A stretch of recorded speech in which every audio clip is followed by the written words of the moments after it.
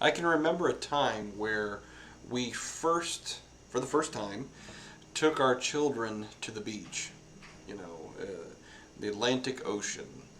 We we took them. I think it was Florida, maybe North Carolina, something like that. I can't remember exactly the first time, but I do remember one instance, and this was an instance in which one of my children would go out there and dip their toe in the water and come back. Then as they got more comfortable, they would go out a little further, start swimming, and we have ourselves a beach-going swimmer.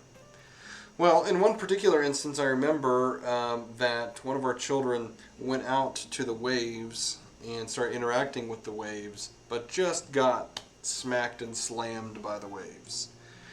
They came back, and they're,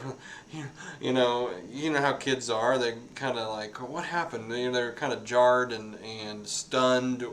What do we do? So I said, well, you can rest here. You can, build a sand castle. You can do all of these things over here. If you don't want to go back in the water, that's okay. There's still a lot of, fun things we could do. Dig a hole, play some football, whatever. Then the child would go out, dip the toe in the water again, and then at this point they knew that when they went out into the water and the waves were coming, they knew how to lean into it and brace themselves for impact. I got to think about that whole, maybe call it a parable or something, that whole idea of bracing for impact. And I think we learn how to do that once we go through adversity and we get deeper into adversity. We kind of lean into the waves, if you will. We understand what it takes in order to withstand something that you've gone through similarly. And in the book of Joshua, God says this through Joshua. And he's saying this to the Israelite people.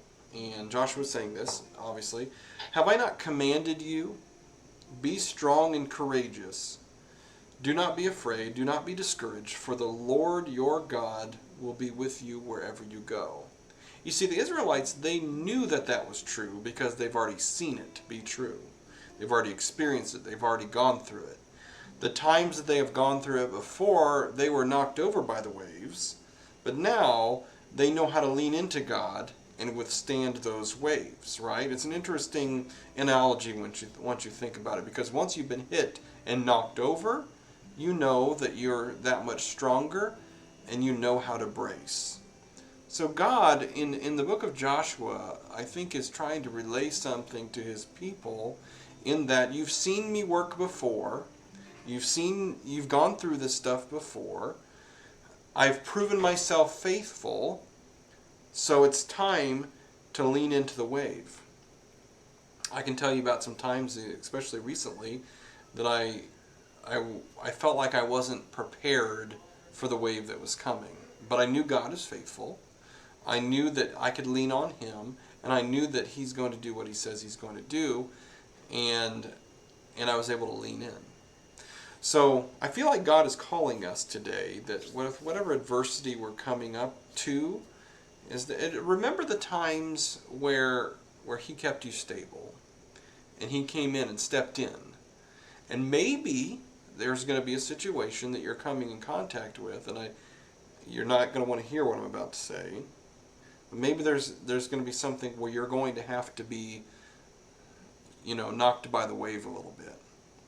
But God is calling you to lean on him, and he will make your path straight, and he will help you with that. So I hope you have a great week.